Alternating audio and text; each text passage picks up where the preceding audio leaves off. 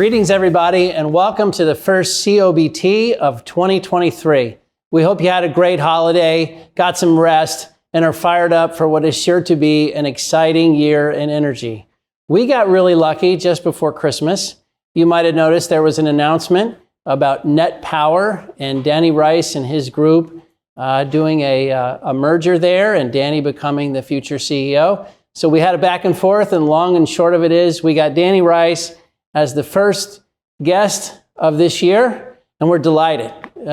Danny's a great friend, but when you think about Danny's background, he's got a number of vantage points that just make him an ideal guest to talk about where we are in today's world, from technology to his corporate experience at Rice Energy and also at EQT, as a board member, as now the CEO, incoming CEO of Net Power, and his experience with SPACs. It just goes on. And he's a great friend, and we work together at TPH. So Danny, thank you so much for joining us. We're so excited. Hey, thanks for having me, Maynard. Yeah, it's fun to have you here in person too. I mean, it makes that first show that much better.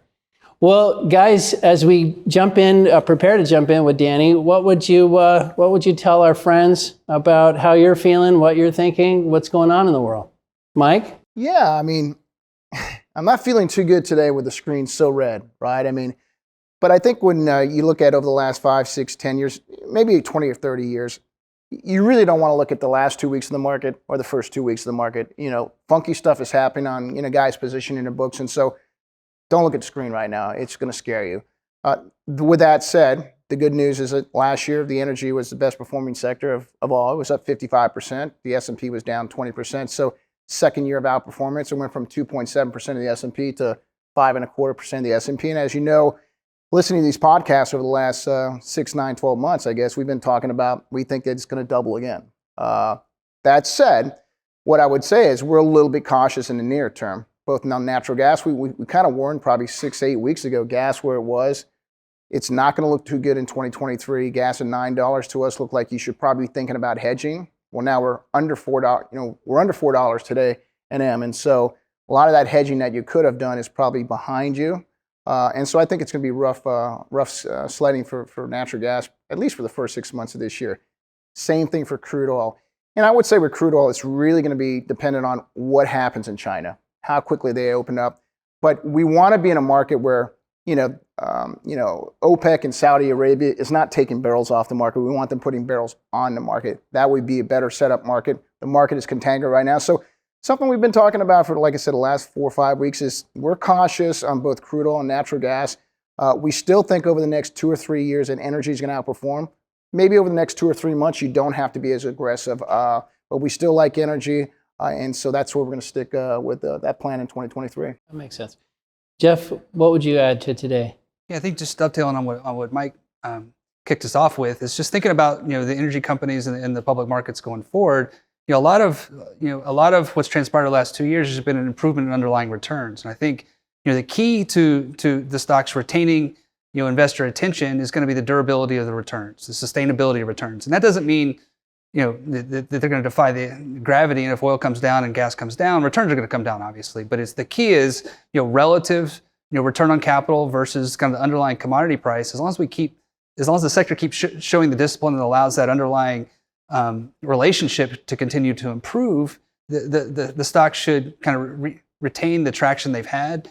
It's good. I mean, who knows? What happens in the next 2 or 3 months or even 6 months? An underlying recession is going to be bad, for the demand for the commodities and impair returns for a bit. But that discipline, continue to shine through is going to be really critical for the energy sector retaining the momentum it's had.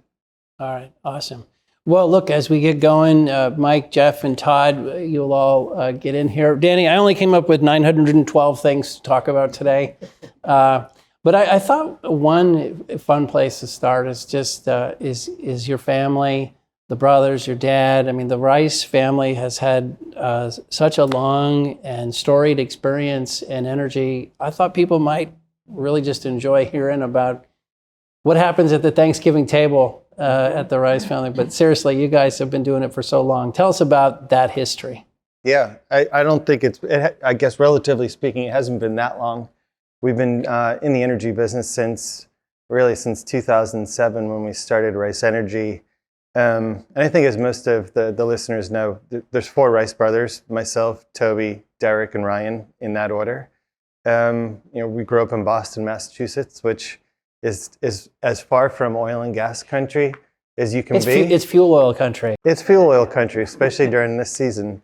And so we didn't really we grew up with not a great appreciation of oil and gas. The only thing we knew about gas was the price you pay at the pump.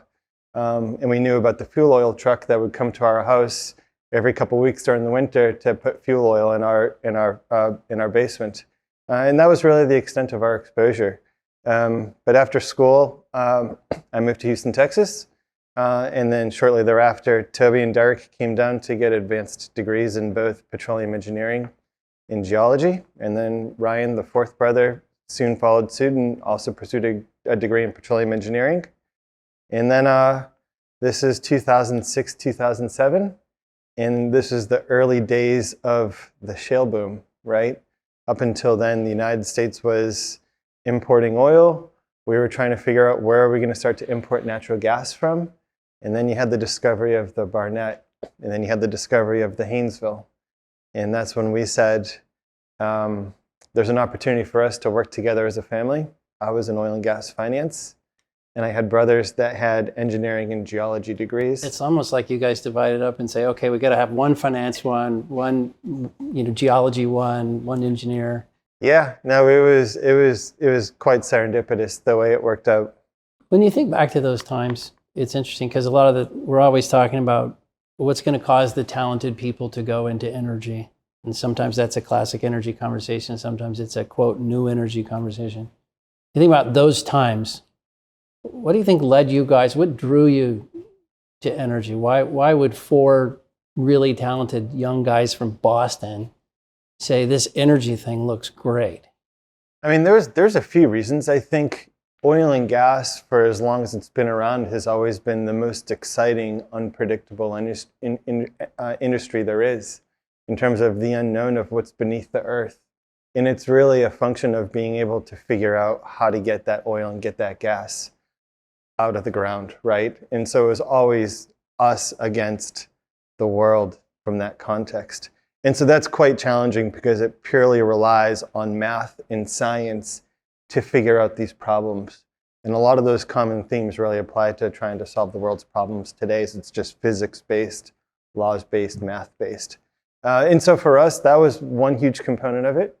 But I think like the bigger thing for us was we saw a huge, important opportunity to create a real lasting impact in doing it together as a family. There's not a lot of whole industries out there where you can take very diverse skill sets, but you need to collectively put them together to create a successful business.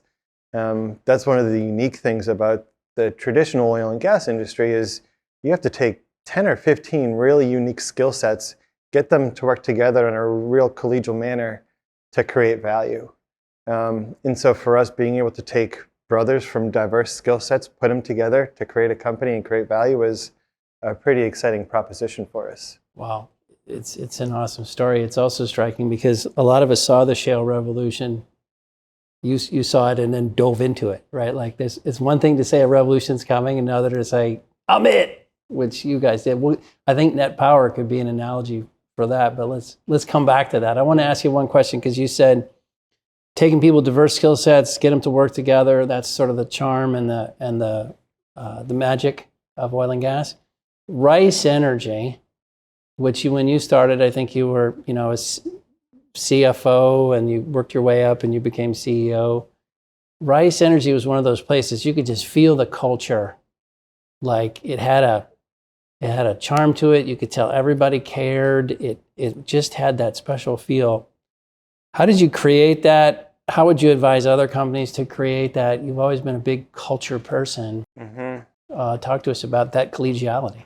Yeah, I mean, it really does start at the top with being able to establish values, being able to establish a vision and a mission for the company.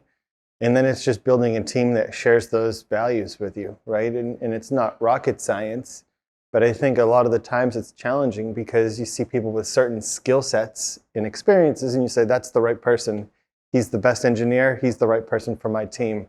But I think as you start to think about building a very sustainable, large organization, pretty soon you realize being able to have people with certain values that align with success of the company becomes a lot more important in certain aspects than just the raw skills that they possess as it comes to engineering or whatever it is that their skill set is. And so for us, we were able to build a fairly sizable company with employees who shared our values, who shared our passion for energy, who shared our view of the way a company should be run. Rice Energy wasn't run like a typical oil and gas company where there's traditional hierarchies and there's black boxes where certain decisions are made. For us, it was 100% transparent work environment where it wasn't top-down pushed decisions for people to act. It was a bottoms-up where we delegated as much of the responsibility to the lowest level possible because those are the people that are as close to the numbers, as close to the information as possible. And it's incumbent upon us to put those people into those roles to make those decisions. But we also just made decisions as a team, right? I think when we started Rice Energy, we didn't have 20 or 30 years of experience running oil and gas companies. We had a combined experience of 0 years, right? And so I think we were starting from a place of humility, which was acknowledging, look, we don't know everything, but the data will tell us what to do, right? And so for us, it was not an experience-based approach, it was a data-driven approach. And so we always let the data tell us what's the right thing to do. And so we really cherish being able to build an infrastructure that would be able to facilitate and bring that information, not just to our fingertips, but the fingertips of everybody within the organization. And then it really just became a function of being able to spread and communicate that information so that everybody has that same information to make the absolute best decisions we could. Yeah, I was thinking when I think of your career and Toby and Derek, Ryan, I think natural gas. Mm-hmm. I think technology. Yep. I think culture, mission. But those last two are really integral to the technology in particular. It's got to be bottoms up. It's got to be everybody buy in. What's exciting you about, we're going to talk about your latest venture, but as you look at E&P right now, you're on the board of EQT. Mm-hmm. You were on the board at Whiting, saw a combination last year, but what's exciting you about, to Jeff's point, about how E&P is being managed in today's environment and what might be possible and the newfound discipline, et cetera? Yeah, I mean, E&P companies, quite simply, have just become a whole lot more efficient with technology. You can do a whole lot more with less. I think, to take a look at just the size of the companies that are out there today, EQT is managing 6 BCF, billion cubic feet of gas per day of production with 100% remote workforce. And I think that's really a testament to the ability to be able to embrace and leverage technology to not just do it like that, but to do it more efficiently with a lot fewer people than it would have taken this industry to do decades ago, right? But like the most exciting thing for us now is we say we have the potential to do a whole lot more with the resources that we have at our disposal in terms of being able to grow production, in terms of being able to take that skill set and find other businesses or sectors where that skill set is transferable to. And I think being able to just leverage technology allows you to do a whole lot more without compromising what you have today. Well, there are so many ways we could go here. I'm kind of going a little bit chronological on you, but one of the next big features of your career has been is Rice Acquisition Corp. And you did the Archaea SPAC. Yep. And then that was just sold to BP. Mm-hmm. And now you've got a second one to talk about, Net Power. Maybe talk about your experience around SPACs, looking for ideas, the process, the financing vehicle, just that chapter of your life. I know people will find fascinating. Yeah, I mean, there's nothing magical about SPACs. Why we chose SPACs was quite simply, it gave us access to large pools of capital really quickly to make really impactful investment decisions, right? So, when we took a step back, we built Rice Energy into one of the largest gas producers, merged it with EQT to create the largest. And then after EQT, we said, we're going to set up a pool of our own money to invest into private businesses in energy that are both helping with the energy transition, providing really cool technology solutions to make energy companies a lot more efficient. And from 2018 to 2020, we deployed $200 million into the private space and have created a bunch of really cool companies, essentially from seed.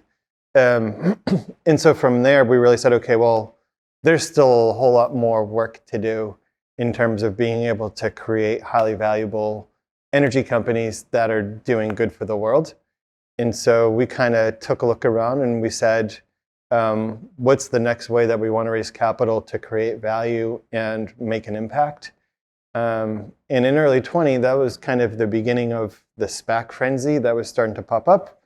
And as you kind of see with most sorts of frenzies, you get a lot of folks that are in it for the right reasons, and then you get a lot of folks that are just trying to take advantage of the frenzy. And I think for us, one of the things we saw is as part of that frenzy, there was a whole lot of companies trying to go public in this energy transition space. And it was under the moniker of ESG. And a lot of it was around electrification of vehicles and battery technologies. And there, like the whole thing was, this is going to get us to net zero. And we were sitting there taking a very data-driven approach saying, electrification of transportation, it's important, it's really important, but it's not actually going to really move the needle in achieving like these net zero ambitions. We really need Which Toby has the best slide in the world on that, like how many electric vehicles you would need to compete with LNG, for instance, in terms of decarbonization. Yep. Yeah, it's pretty wild. And I think that's ultimately what led us to forming our first SPAC is if the investment community and just broader society wants to give us capital to make an everlasting impact that's going to reduce emissions and create value, we think there's more impactful, creative ways to do it. And so we formed Rice Acquisition Corp. 1 in 2020 to go find that company that's private and bring it public and bring it to the world, provide it the capital for it to grow. And so really our mandate with that first SPAC was we want to look at renewable fuels. We want to look at everything energy transition. And that's ultimately what led us to Archaea, which RNG for the listeners at home is renewable natural gas. Natural gas that really is a waste product, emissions from landfills. And we said, just looking at the data again, if you can capture the emissions from every landfill in the United States, that does more to actually reduce emissions than electrifying every passenger vehicle in the country. And so we said, that's impactful. It's something that's not on anybody's radar. And back to leveraging what we had built at Rice Energy, it requires some oil and gas skill set to be able to do this really, really efficiently. Mike, let me get you in here. Yeah, first of all, congratulations on both deals. Fantastic. One of the points I wanted to raise, I remember your dad back in the day. We used to, I used to be on the buy side and used to be competitors there. And on the sell side, we used to basically be an institutional sales guy there. And I always remember visiting your dad. And just his background, his dad was at State Street for many, many years and then BlackRock. But he's an energy expert. What was amazing to me is that he was a big expert in coal. I mean, that's what kind of made Dan Rice's name right there. And it's really interesting to me that the sons have now gone to the natural gas side, the RNG side, and now net power. It's just like they've gone through the whole transition, which is just amazing to me. It means, Danny, your kids are going to be nuclear people. Yeah, that would be one of the greatest things ever if they don't come work for me in net power. The interesting thing to me is, we talked about this a little beforehand, is maybe talk about net power. You mentioned earlier that you'd kind of been looking at this company for 10 years, and that goes almost all the way back to the Rice years and through the Archaea years. And you also said that a lot of the companies that are in this business, the energy business, have the skill sets to be in these other businesses. And maybe want to elaborate on both of those. Yeah. So with net power, its roots trace all the way back to our days at Rice Energy, sort of like with Archaea, in terms of really having that skill set and bringing it forward. So when we were building Rice Energy, we moved to Pennsylvania. And kind of our expectation was they're going to roll out the red carpet for us because here you have an entirely new industry, natural gas development in Pennsylvania. And then you have coal, which was still there. And it was dirty. It's very disruptive. Subsidence in the coal mines is a real problem. And we said they're going to roll out the red carpet for us, the state of Pennsylvania. And they never did, which was quite surprising. But over the course of building Rice Energy, the Marcellus went from essentially 0 BCF a day of production in 2018 to the largest field in essentially the world, right? It's producing close to 30 BCF a day today. So from 2008 to 2018, not only do we see the U.S. become energy independent for natural gas, but we saw U.S. U.S. power emissions, just total emissions in the country, actually went down. And 2/3 of it was because of more natural gas, and natural gas really displacing coal for power generation. And so we kind of saw the firsthand, like the real power of natural gas and its benefit to the environment. And that's certainly a message that Toby is running with EQT, which is if you can replace coal with natural gas, not only are you able to deliver the same reliability and affordability, but you're able to reduce emissions really significantly. And so At scale. At scale. Big chunks. And so for us, kind of for the last 15 years, it's been ingrained to us the benefits of natural gas, and really ingrained in us to have that environmental perspective of our actions. And so how that ties back to net power is, as we were developing the Marcellus, if you just look at a life cycle analysis of emissions from natural gas, about 10 to 15% of the emissions comes from the drilling, completion, production, transport, processing phase. 85 to 90% of it comes from the combustion of the methane in a power plant, right? And that's the lion's share of the emissions. But unfortunately, post-combustion carbon capture isn't really a thing. It is really, really expensive. And so going all the way back to, 2014, 2015, we heard of these guys called Net Power. And they were developing a novel type of natural gas power plant that would have 0 emissions, but it would still use natural gas as the feedstock for that power cycle. And we kind of just said back then, if these guys are ever able to figure out and prove that this cycle works, it will be a total game changer.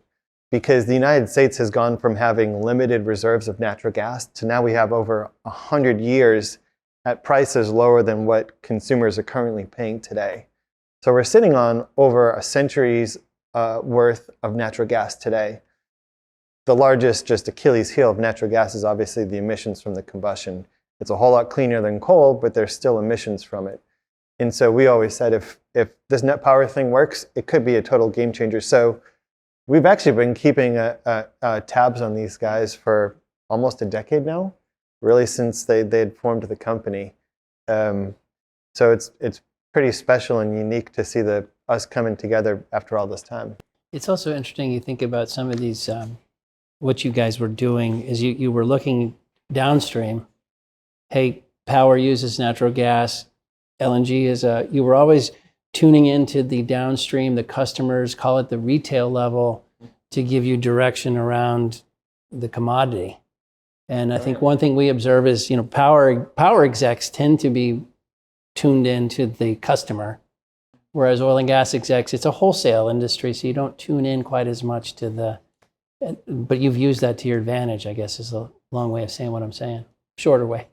Yeah, no, that's exactly right. I think a lot of what you're seeing on the consumer side, on the demand side, is certainly affecting what we can do on the production side. We can't build pipes because people don't want the emissions from natural gas. And so we're starting to lose potential sources of not just demand for natural gas, but it's actually starting to create major bottleneck issues where we can't deliver the gas where it's needed.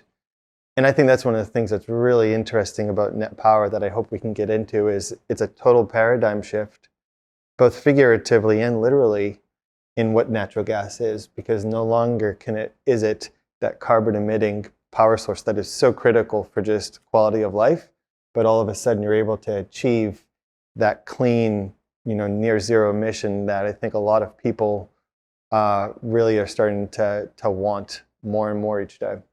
One of the things I was thinking about, there's certainly a mission element to what you guys are doing. There's an ambition to have a lasting impact. But then you take a step back, Rice, then Archaea, and now Net Power. It's taken, being an entrepreneur in energy in very capital-intensive businesses, and there's a lot of folks that have drove off in the ditch, through time, deploying lots of capital. What are some of the things that you're going to take from Archaea and take from Rice, and that gives you confidence around the success of Net Power, just kind of the lessons learned in energy entrepreneurism? Yeah, I mean, the energy industry, I mean, it's the most capital intensive industry there is in the world, and just people intensive too. And it's been like that forever. I mean, it takes a lot of money to get oil and gas out of the ground, to build a lot of the industrial facilities on the surface, to convert these raw products into usable goods for people. And so it's kind of ingrained in you from the very beginning of being able to understand the economics, being able to understand variability in the economics, because, you know, while a lot of people think things are predictable, things can and will go wrong, and you need to make sure you're able to design your capital structure to be able to accommodate for variability from the plan. And so I think for us, it's being able to, we're in a nice position now where we've established a track record of being able to create value and build these businesses. But for the first, I don't know, 5 or 6 years at Rice Energy, it was very hard for anybody to give us money. I couldn't tell you how many private equity meetings we took with folks, and the common feedback was, you guys are in your 20s. You know, we've never backed a management team in their 20s. So we had to go out there and spend our own money and drill our first couple wells, and then we were able to get mezzanine capital financing, which isn't around that today, but it was back then. And you know, we drilled one well, and we borrowed against the value of that first well to drill the next well, and borrowed against the value of those 2 wells to drill the third well. And we did that for 7 or 8 wells before we finally had enough collateral and a track record and credibility to go to a private equity firm and say, look, we know what we're doing. And so that took us a couple of years to be able to get there. But I think we've had to do this every step of the way. We had to do it when we took the company public, right? And we were trying to do a $1 billion IPO. And people said, we've never seen a management team where the CEO is 30, the COO is 31, and the head of geology is 28. We've never seen this before. But then again, you know, our $1 billion IPO is 8 times oversubscribed because we had that track record of performance. And we had a really good fundamental understanding of what our business was worth and how we were able to capture the value from that valuation. But then even when you take it to Archaea, it wasn't a walk in the park trying to raise capital. You know, we found a lot of folks that said, we've never heard of RNG before. Why would we ever spend, you know, $100 million building a plant to capture emissions from a landfill? Where's the money in that? And so there was a lot of folks that passed on investing alongside us in Archaea. And you know, that was obviously a fantastic investment for us. But there's a lot of folks that passed on that because it was novel, it was new, but we had a really fundamental understanding of what we thought this business was worth. And a lot of it was like really built on that foundation of understanding natural gas, right? And so I think a lot of that actually applies over to Net Power, where people are saying, man, this is a novel gas process, power generation process, oxy-combustion plus supercritical CO2. We've never seen that before. But there hasn't been a reason to see that before, right? Because we've never really said we need to capture 100% of the CO2 at the lowest cost possible. But now all of a sudden the world's saying we need to decarbonize. And these Net Power guys for the last 12 years have said we're going to find out the most cost-effective way to decarbonize natural gas and capture those emissions. And so I think for us, it's a lot of that same exercise. We're going to have to educate people. We're going to have to get people comfortable with the track record that both us and the Net Power team have established. We're able to point to a demonstration plant just south of Houston that they built that actually proves this oxy-combustion supercritical CO2 process works as designed. And so we're in a fantastic place. But again, this is something novel. This really goes against people's perceptions of what power generation looks like, what CO2 sequestration looks like. That I think for us, we're kind of in that same position we've always been, which is we need to educate people. We need to pull them along, but at the same time, understand that our track record and our credibility is so critical for this company's success. But yeah, I mean, finding capital can be challenging. I think the last thing to say on just the capital piece, there's so much capital out there trying to invest in this energy transition, low emissions, energy sources. And I think a lot of investors in this space on the infrastructure capital side are up to their gills in wind and solar. And they're saying, okay, I kind of have my renewable pool filled with wind and solar. And I would love to be able to put more money into other things, but there's really nothing else out there. And I think that's where net power becomes really, really interesting, is because it becomes not just another vehicle to invest infrastructure capital into this energy transition space, but the potential returns from a net power plant look a whole lot better than wind and solar. And so those same pools of capital that we've created a ton of value for at Rice Midstream, EQT, Archaea, those are going to be pools of capital that we're going to be looking towards as we look to really commercialize net power going forward. Do you think, when you talked about educating people, the world struggles right now, or certain parts of the world continue to struggle with natural gas as the answer for whatever reason? It has some emissions, therefore. Do you think, is the world ready? Could like a university endowment get their head around zero emissions natural gas? So yes, it's a fossil fuel. Yes, it's going to be produced by some oil and gas names, but it's going to have zero emissions. And what are those conversations like? Can the world get their head around that? Or certain parts of the world? I think one of the things that's really interesting that we've kind of observed over the last few years is we've started to move away from labels and more towards the numbers.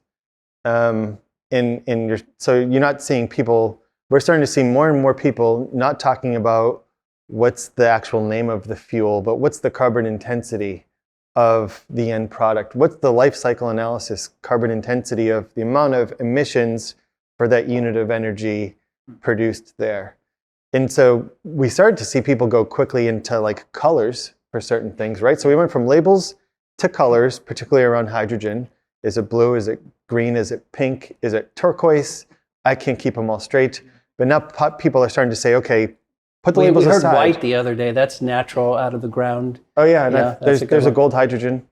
There's all the colors for hydrogen, and you see a little bit with some of the other ones. Anyways, so as we start to see more people actually move to the science and away from labels and into like the actual numbers, if you start to look at the empirical data, like that's kind of how we've always operated, is data-driven approach. Do what the data says, right? And I consider that a common sense approach, not driven by emotions or what I think or what I believe, but what does the data say is the most impactful thing to do. And I think that's probably where net power really is a paradigm shift for people, because it is natural gas.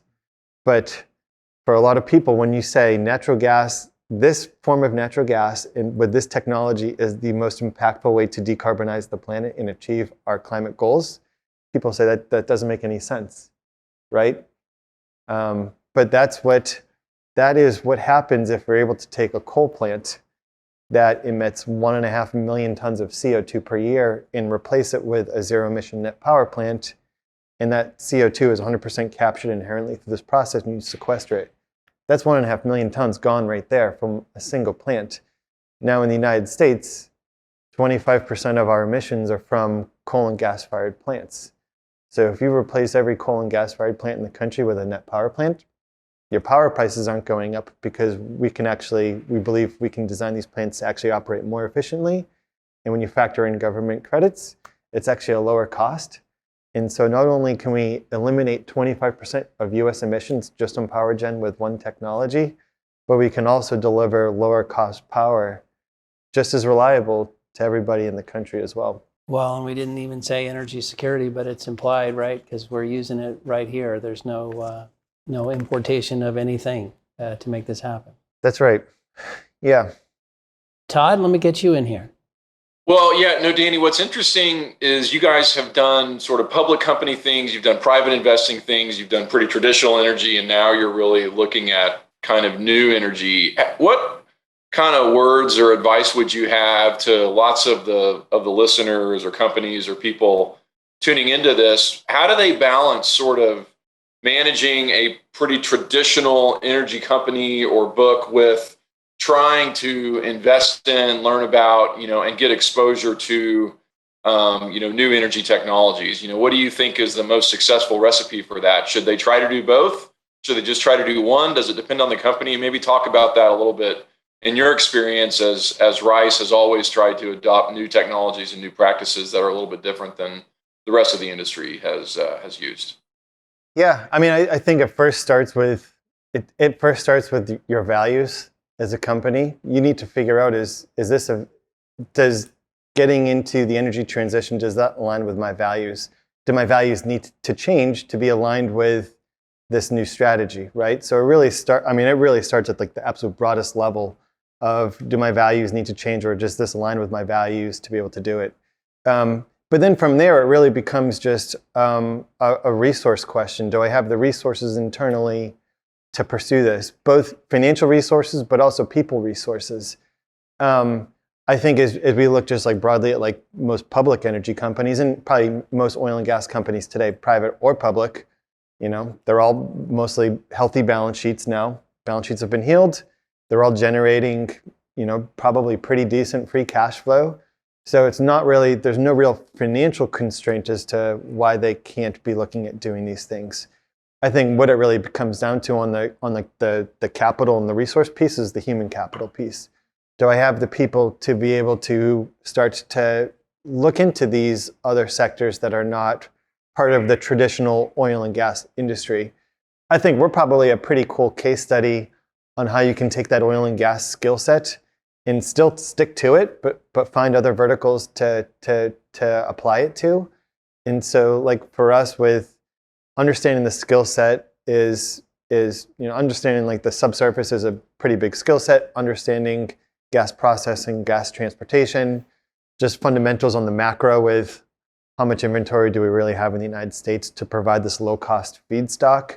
Those are skill sets that are really relevant to the other industries businesses we've gotten into with Archaea. Like getting into landfill gas isn't too dissimilar to the skill set from traditional oil and gas. And it's really no surprise that you see a lot of large oil and gas companies now starting to creep into that space.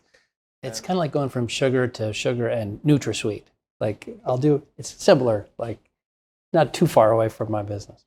Yeah, no, that's exactly right.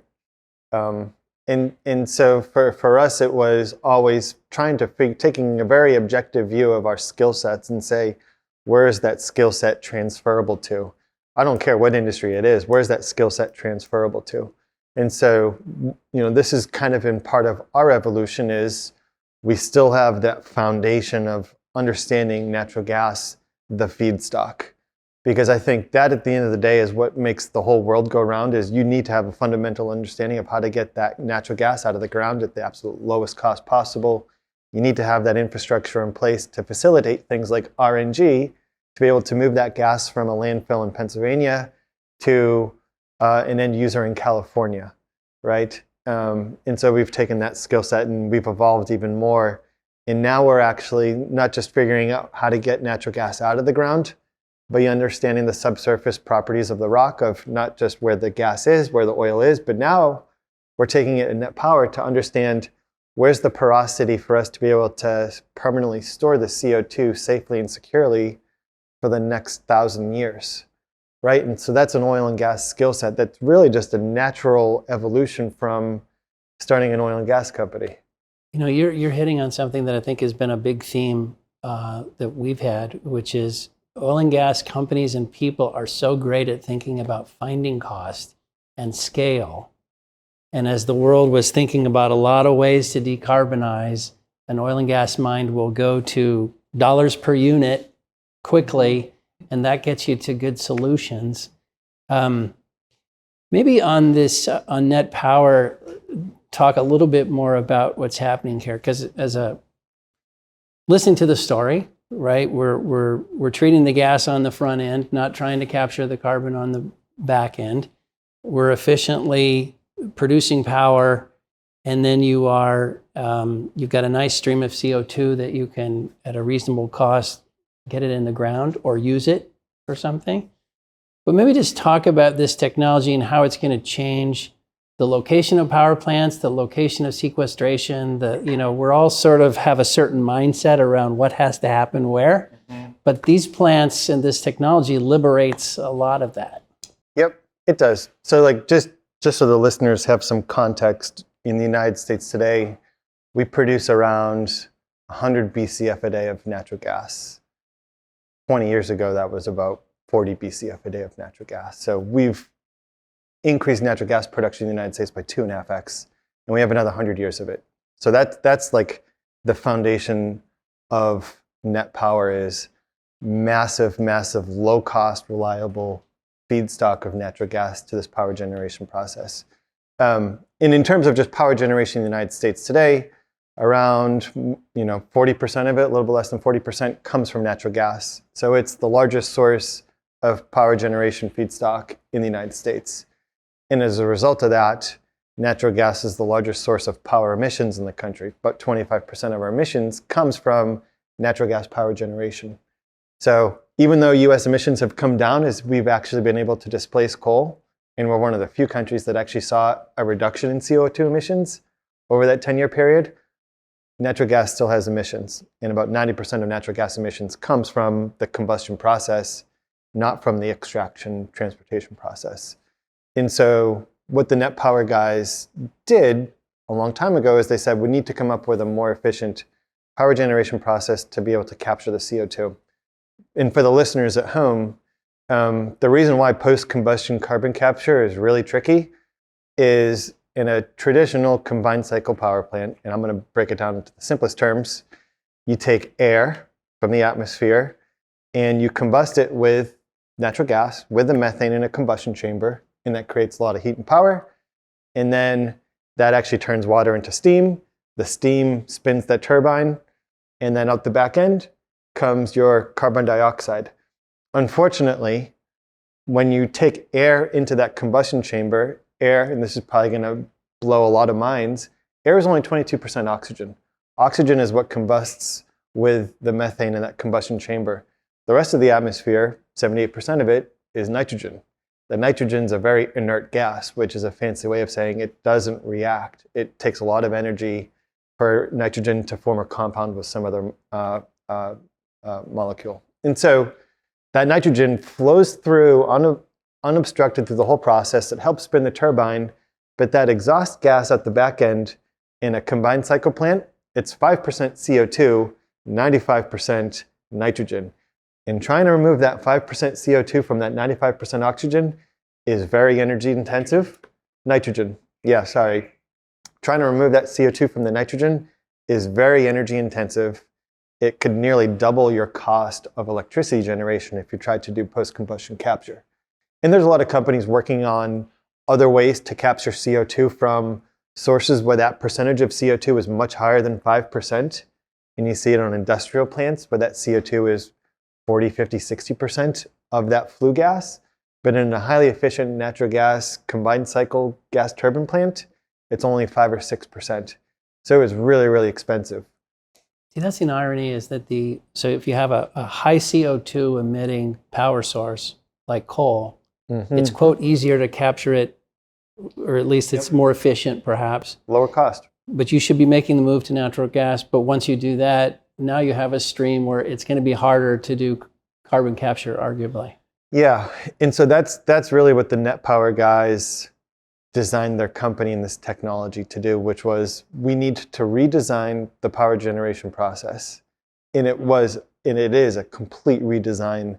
And it starts with removing the problem on the front end, which is the nitrogen. They said we cannot have nitrogen through this entire cycle. So they said we're going to install an air separation unit on the front end. So the only thing we have going into this combustion chamber is pure oxygen. So the oxygen, so that's just an oxy-combustion process. It's been around for a long, long time, so that's not novel. And so that oxy-combustion process creates that same heat and everything that a combined cycle plant does. And so then you end up with just two things, a pure stream of CO2 and a little bit of water from the oxygen and the methane reacting, and a lot of power. And so what the Net Power guys did that's really novel, but really, really smart, is they said, we have this pure stream of CO2. And for most people, they think of CO2 as plant food or as just a greenhouse gas. But CO2 at a certain pressure it gets to this state called supercriticality, supercritical CO2. And it typically happens above 2,200 psi, pounds per square inch. And at 2,200 psi, CO2 becomes supercritical and its density factor becomes exponentially higher. And it actually becomes a much more efficient working fluid to spin those turbine blades than steam and nitrogen. And so what the Net Power guys said is, you have this oxy-combustion process, let's take that CO2 that comes out, put it back through and actually boost the pressure to a really high pressure to get to supercritical state. And let's use that as that working fluid to spin the turbine. And so that's what they did. And so they said, well, this hasn't been done before. We're going to certainly patent this process. So they've patented the entire process. And then they took it a step further and said, we need to go build one of these plants. And so for the last 5 years, they've been kind of quietly in just south of Houston, building a demonstration plant in La Porte, Texas. And they've done several trials out there to actually prove that this oxy-combustion supercritical CO2 process works as designed. And so now you have a process where you take on, a utility scale net power plant, 45 million a day of natural gas comes in, and out comes 300 megawatts of power per hour, and a pure stream of CO2 and a little bit of water. Can I ask you one thing? Because I know everybody's always listening for, when you said, the power's cheaper, everybody's always listening for, well, wait, there's a government payment somewhere and, so on and so forth. So when you just think about the cost of power in this approach where, you buy the gas, you do everything you just described, you create the CO2 stream, you inject it. Mm-hmm. Before the government gives you anything, Yep. what would you say about the cost competitiveness of this way of producing power? Oh, so the plant is more expensive than a traditional combined cycle plant. And it's more expensive because you're having to put an air separation unit on the front end, which a typical combined cycle plant doesn't have. And you're having to upgrade the quality of some of the equipment internally to handle the higher temperatures and the higher pressures. So it is. So But when you say more expensive, can you give us like an order of magnitude? I think when we're in like full scale manufacturing mode, it's going to end up being 50% more expensive. So call it $150 million more expensive than a traditional combined cycle plant that doesn't do carbon capture, right? I think if you compare that to if you tried to do carbon capture post-combustion on a natural gas plant today and retrofit it or build a new one, those ones will end up costing $600 million or twice as, $150 million more than a net power plant. So net power plant is cheaper, but I think than a post-combustion system.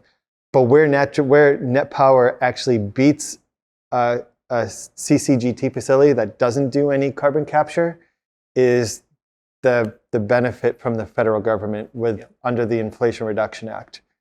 And so under the Inflation Reduction Act, there's been a program in place called the 45Q for a while, and it's the federal government will pay you to capture and utilize or permanently sequester each ton of CO2. Now, it's smart because most government agencies and most NGOs at this point say there's a real social cost to carbon emissions, right?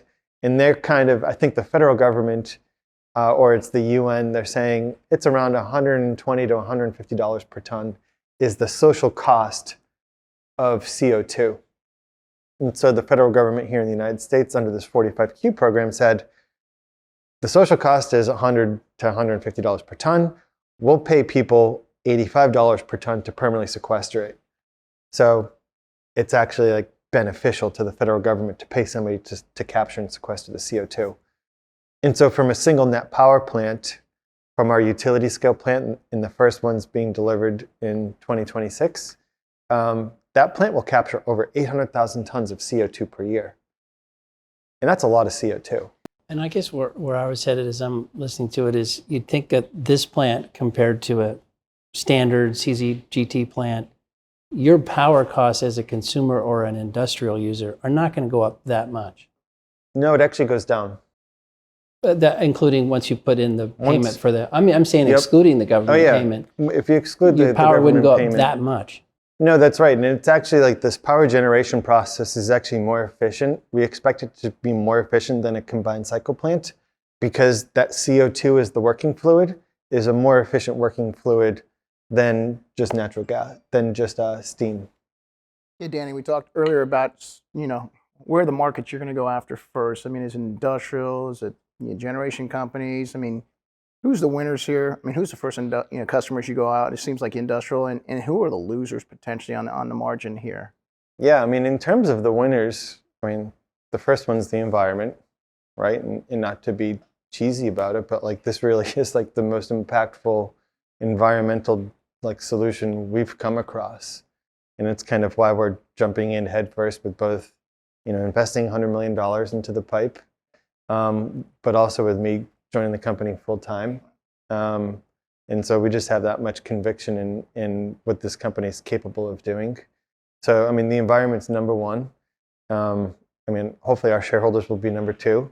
But in terms of like potential customers and just communities, I think certainly, a lot of utilities are feeling a ton of pressure to decarbonize.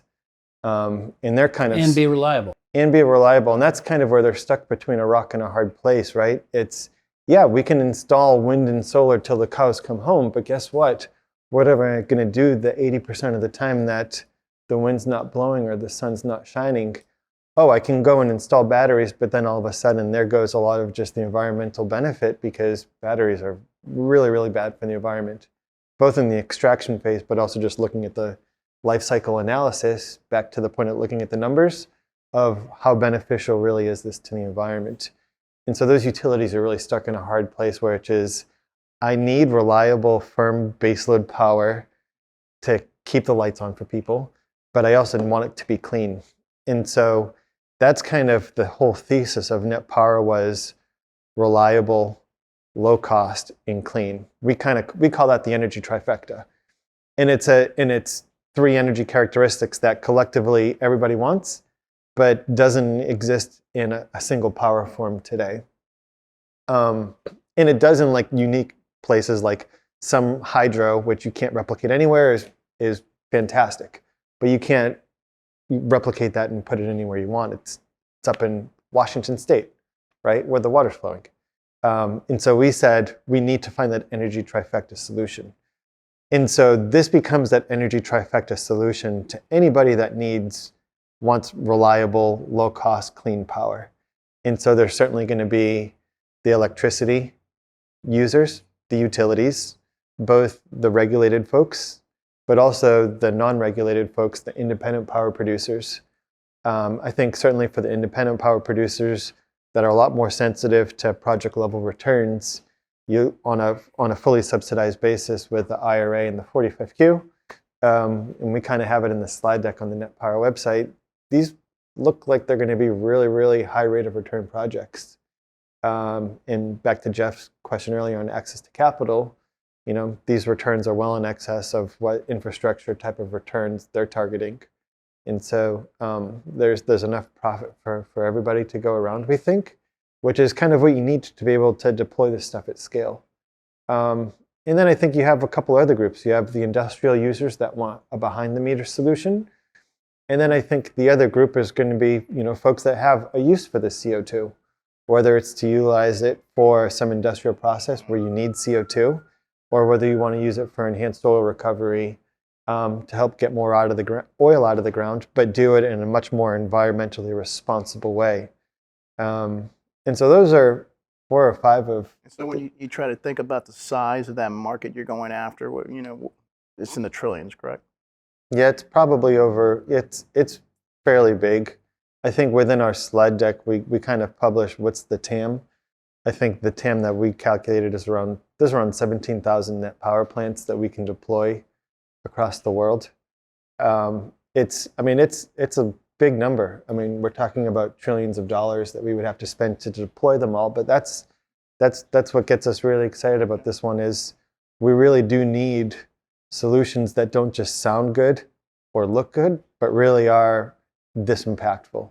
And so this is kind of our multi-gigaton solution that we're going to be running with to deliver. And so it probably starts with the United States, right? We have access to the lowest cost feedstock of natural gas for this process. And it's natural gas that we're producing more of than we're consuming stateside. And so it's natural gas that the United States is bringing to the world through exporting US LNG. And so when you kind of look at being able to deliver our natural gas to other countries and pair it up with net power, all of a sudden we're able to export this technology and our gas and bring it to users that also want to have access to the energy trifecta in all parts of the world. And you said that being public is a core part, the strategy. I mean, the company is still relatively early stage, but your view is it's really critical. Being public is critical to the strategic success. Maybe just expand on that. Yeah, one of the things that was really interesting when we announced the transaction between Rice and Net Power, and we had a lot of follow-on meetings with prospective investors and current investors. With all of the prospective ones, I would say 9 out of 10 of them, 90% of them said, I've never even heard of Net Power. I didn't even know this technology existed. And so I think for us, that was quite eye-opening. And I think that was certainly one of the reasons why for us we said, we're quite passionate about taking this company public. I suppose we could have easily just invested in them as a private company and let it stay under the radar. But we kind of said, this technology that these guys have developed is so important, and it's so important that it gets deployed in the right areas at the right time, that we need to be on the right stage with the right spotlight on it to ensure that potential decision makers on where is your energy going to be coming from into the future know about Net Power and have access to Net Power, and also have confidence that Net Power is going to be around in 5 or 10 years and not just sold to a much larger energy generation technology company, right? And so just establishing that permanence of Net Power as a public company is quite important. And being able to align with like-minded shareholders that are taking a much longer-term view. Like for us, I think we're fully committed to being an investor in this company as long as we have to be able to get it to be successful. And so if that's 20 years, great. If it's 30 years, so be it. I think we can get this thing to be really, really successful within the next decade. But it's being able to align with those sorts of shareholders that have that sort of duration to align with us on our values and our thesis. It is fascinating. We touched on this over lunch when you came in, that a lot of people go public reluctantly, or going public is just part of the transaction, particularly in some of these SPAC situations. But you, to Jeff's point, you viewed it as this will help visibility and partnering and confidence and talent, and it's very different than what you're used to hearing people talking about when they go public. Yeah, I mean, the Net Power owner group is so unique. So this wasn't a private equity-backed company that was looking to build the technology, prove it, and then sell it to another company. This was a company started by entrepreneurs and scientists, and their investors are some of the world's largest energy companies: Oxy, Occidental Petroleum, Constellation Energy, Baker Hughes, and 8 Rivers. Collectively, the first 3 have a combined market cap of over $140 billion.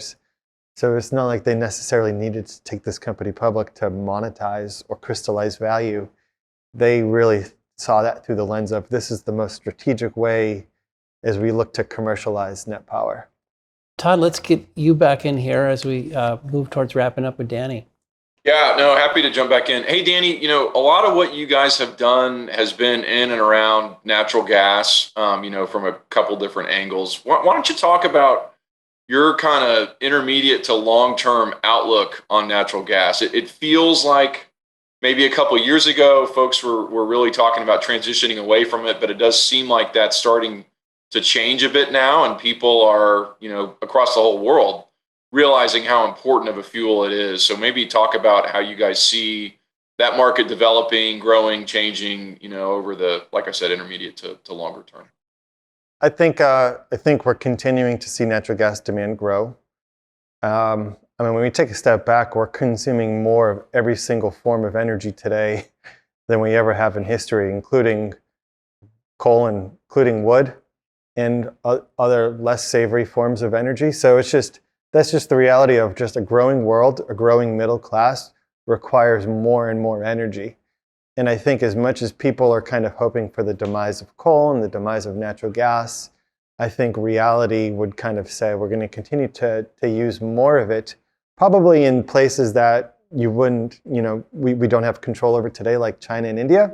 they're going to continue to use a lot of natural gas, a lot of coal. I think everybody deserves access to low-cost, reliable energy.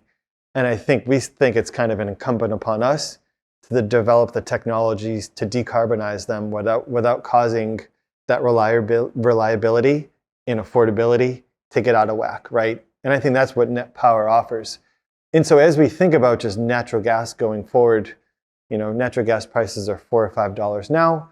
A lot of that is because of just demand shocks without access to new supply. And so a lot of the high prices that we see today are really self-induced, right? It's not because of over-discipline from the gas producers. Gas producers don't have the pipelines to be able to transport the gas to meet the demand. I think the thing that brings this back to Net Power, where Net Power really does become a catalyst in a way, is a lot of that opposition to natural gas is because of the emissions on the tail end of the combustion, right?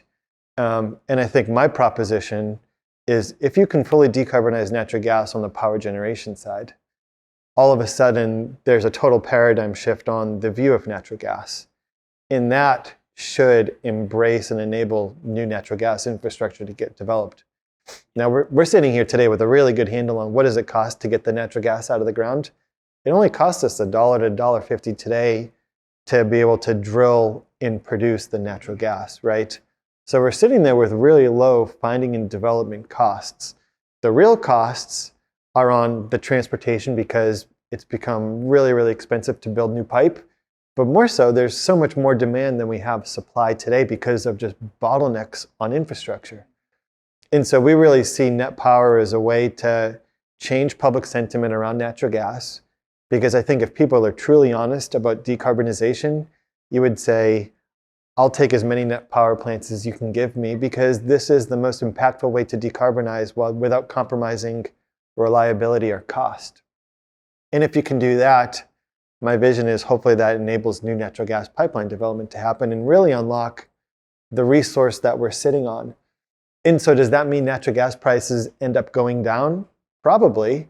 And that's okay, because I think for us, we're able to create value by producing more of the product, not by producing less at a higher price. Does that make sense?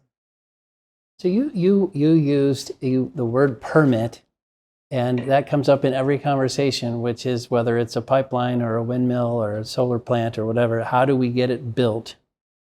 When you thought about the permit and what would be needed to expand Net Power, how did you think about that? So I think the thing that's really interesting about Net Power is you think about location. We can put these plants anywhere, right? As I mentioned before, because you have that supercritical CO2 as that working fluid, you're not as reliant on access to a really large water source to use as the steam to generate the power. So we can kind of go into places that other power plants can't go. Our footprint is also 20 to 30% smaller than a traditional combined cycle plant. So we can fit into areas they can't. We also don't have the NOx and the SOx and the other just, pollution items that keep you really far away from city centers. So we can be closer to city centers because we don't have those sources of emissions.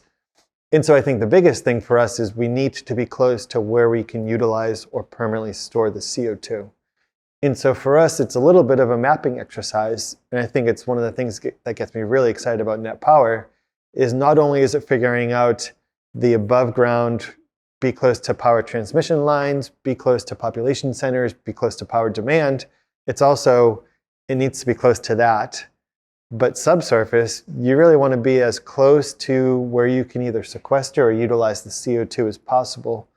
And that's good for the bottom line. Less pipeline infrastructure means less capex and more profit, right? But it also means less environmental impact too.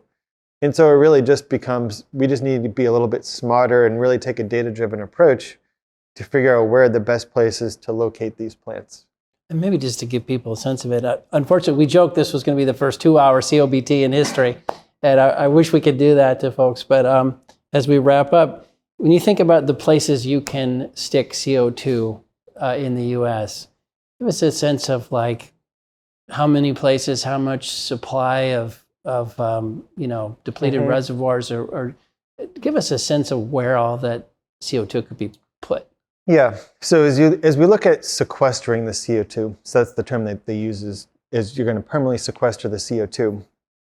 You're really looking at really two characteristics of the rock: the porosity, which is the amount of pore space available, and you're looking at the depth and pressure, because back to that CO2 being in that supercritical state, as that density factor really increases, you can put a lot more CO2 in a given pore space with higher pressures. And so reservoir depth is really, really important. And so most of those are pretty commonly known wherever there's been oil and gas wells drilled. And those are typically the sedimentary basins where you're looking for these types of sedimentary rocks, sandstones, right, with high porosity at decent depths. I would say, I think the stat that we were able to figure out is around 80% of U.S. power generation is within 100 miles of an ISO, so a non-regulated power market, or a state that has sequestration potential. So this isn't like a little niche-y thing. 80% of U.S. power demand is really close to CO2 sequestration sites. So just to put a finer point on it, you could put one of these things on the south side of Chicago, and I mean, I'm making it up, but I mean, you could put them in population areas and probably find something to do with the CO2. Yeah, like Illinois, for example. I mean, there's already a couple Class 6 wells, a couple miles, couple hours south of Chicago, and it's one of the larger sequestration potential fields in the world. And so there's places like that all over the place. Unfortunately, like the biggest problem we have is being able to capture low-cost CO2 to be able to sequester, right? And so I think as most people perceive sequestration and carbon capture, they only associate it with the Gulf Coast of Texas and Louisiana and West Texas for enhanced oil recovery, because that's where you have access to low-cost, high-concentrated sources of CO2. But I think that's where net power is really a paradigm shift, is all of a sudden you can have these pure sources of CO2 in other places you wouldn't otherwise be able to capture it and be able to sequester it in those reservoirs there.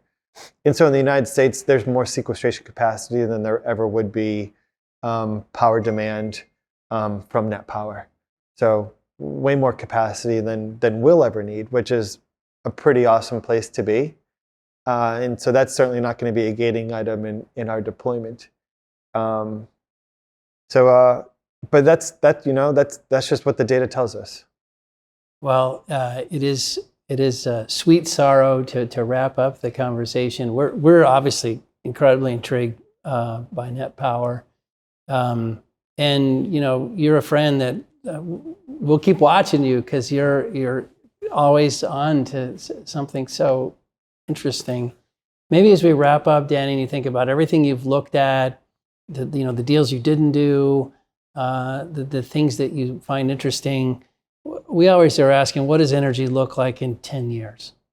And what's sort of the crystal ball? What are the winning technologies? How does the landscape change? When you think about that question, what do you think energy looks like in 10 years? Yeah, I mean, we're starting to see it firsthand now, where from the whole 20th century, 1900s and beyond, it was all about access to energy, energy security, energy reliability, energy affordability. And you really only started to see this transition, or really this inclusion of the cleanliness and environmental benefit of energy in the last 20 years. And it's come at us really fast, right? Where everybody's now demanding clean energy. But I think we've kind of run into reality of, if you push too hard into clean energy, you're gonna run into major issues on the affordability and reliability piece. And so that's really going to become a huge part of the next 20 years, is really finding that balance between the energy trifecta. And it's going to be seeking out those solutions that can do it all by itself. And that's certainly what net power claims to be able to do, right, is deliver that energy trifecta. But it's being able to develop an energy system that's a healthy mix of all of them, so that we do deliver it, right? Trying to have an energy system that's 100% wind and solar is going to cause major issues. And this isn't me being anti-wind or solar. This is me saying wind and solar in the right places, can definitely be as much of the energy mix as it possibly can be, as long as it doesn't compromise on cost or reliability. And in certain parts of California, it should be close to 20 or 30%. In Texas, wind should be a big part of the grid in certain areas. But once we start to go above, beyond what the data tells us to do, we need to look at other ways to be able to figure out solutions. Well, I guess to the point, 100% of any flavor is not a good idea. We got to make an energy casserole here. Unless it's chocolate chip cookie dough. Then we're going straight with 100%. chocolate chip cookie dough.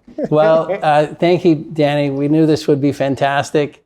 For those of you who listened to this or watched, remember, 100% cookie dough.